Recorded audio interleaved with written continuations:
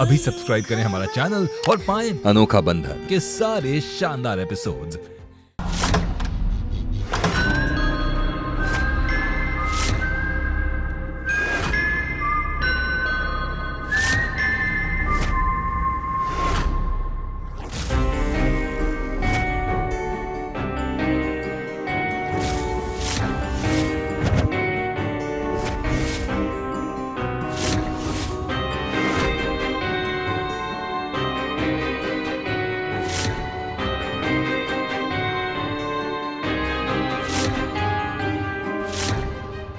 Ruby?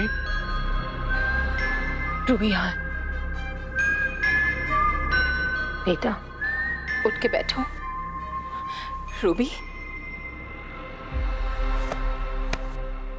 मैं अगर Ruby का हाथ थाम लूं तो?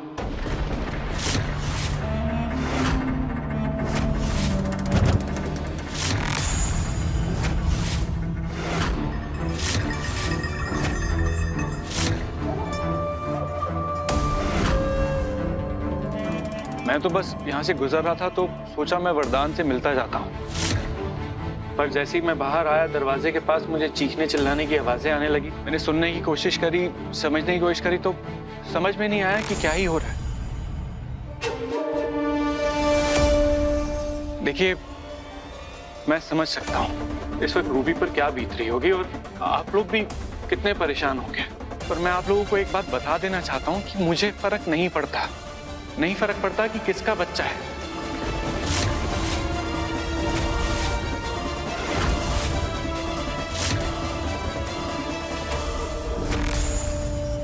आप सबकी परमिशन हो तो मैं रूबी का हाथ थामना चाहूंगा।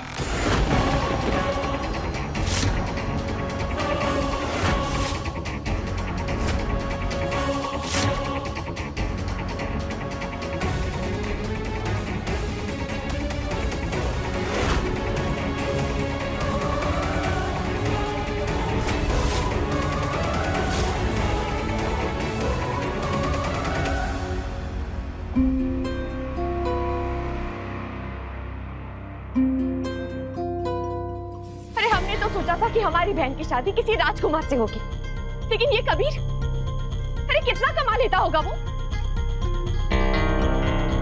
और उसका कोई घर बार है भी या नहीं? मैं जानता हूँ मेरे पास कुछ खास है नहीं।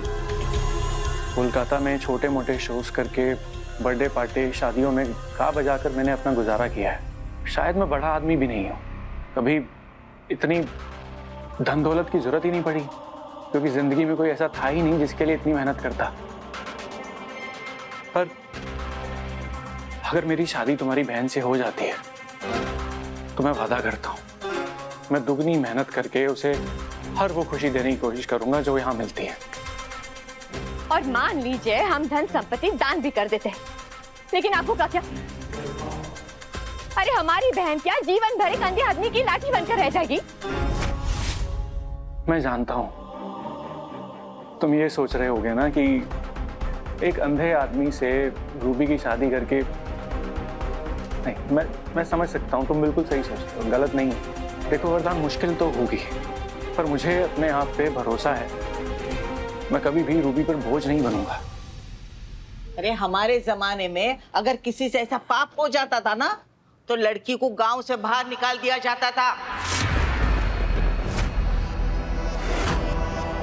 अरे कम से कम शुक्र मनाओ, इसकी शादी तो हो रही है। अरे अंधा हुआ तो क्या हुआ? हम नहीं जानते आपके जमाने में क्या होता था अम्मा, लेकिन हमारी बेटी कोई गाय या बकरी नहीं है जिसे हम किसी के भी खूंटे में बांध आएंगे। हम ये नहीं कह रहे कि कबीर बुरा लड़का है, लेकिन जिंदगी रूबी की है। एक विकलांग लड़के के साथ वो अपना जीवन बिताना चाहती है या नहीं, ये फैसला भी इसी का होगा। प्लीज, हम हाथ जोड़े आप सबसे, हम पर दबाव मत डालिए। जिससे हमारी शादी होने वाली थी, अभी अभी उसकी मरने की खबर मिली हमें, और अब कैसे ऐसे आदमी से शादी कर सकते जिसे हमने आज तक उस नजर से कभी देखा ही नहीं।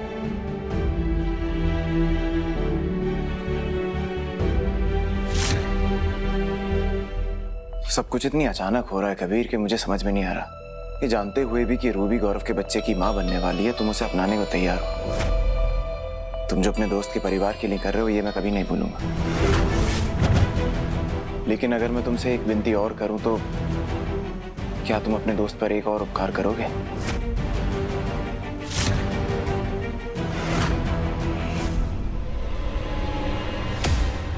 चल मुंह खोल जल्दी, मुंह खोल, खोल मुंह खोल।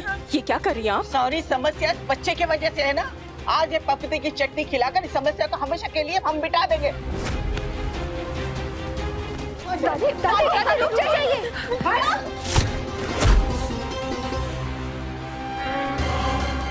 दादी रुक जाइए। दादी रुक जाइए। मत कीजिए।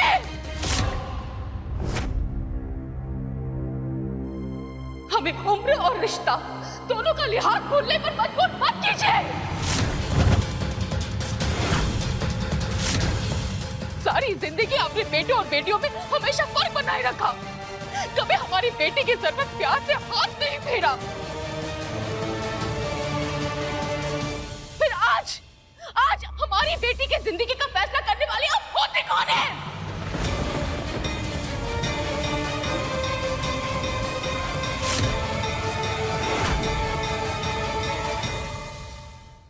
अम्मा, चेतावनी दे रहे हम आपको। हमारे जीते जी हम अपनी बेटी के साथ कोई अन्याय नहीं होने देंगे।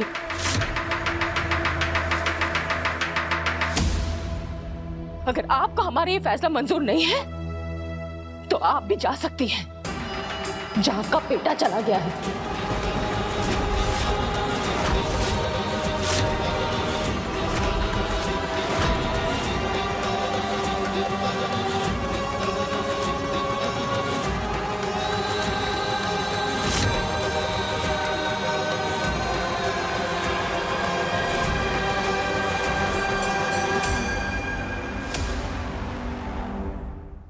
कबीर, मेरी बात को गलत मत समझना। मेरी बहन ने बचपन से बड़ी ऐशो आराम की लाइफ गुजारी है। मुझे नहीं पता कि वो छोटे से मकान में एक मिडिल क्लास लाइफ में गुजारा कर पाएगी या नहीं। अगर तुम बुरा ना मानो तो मैं तुमसे एक विनती करना चाहूंगा कि शादी के बाद तुम हमारे घर में आके यहाँ पे रह सकते हो।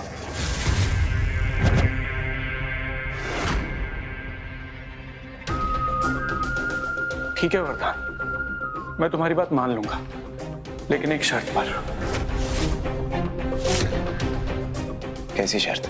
रूबी से शादी के बाद मैं अपने पैरों पे खड़े होने की पूरी कोशिश करूंगा। मैं वो सब सुख सुविधाएं उसे देने की कोशिश करूंगा, वो सब ऐशो आराम जो इस घर में मिलते हैं। और जिस दिन मैं उसे सब कुछ देने लायक हो गया, इस काबिल हो गया, उस दिन मैं रूबी को अपने घर लेकर चला जाऊंगा।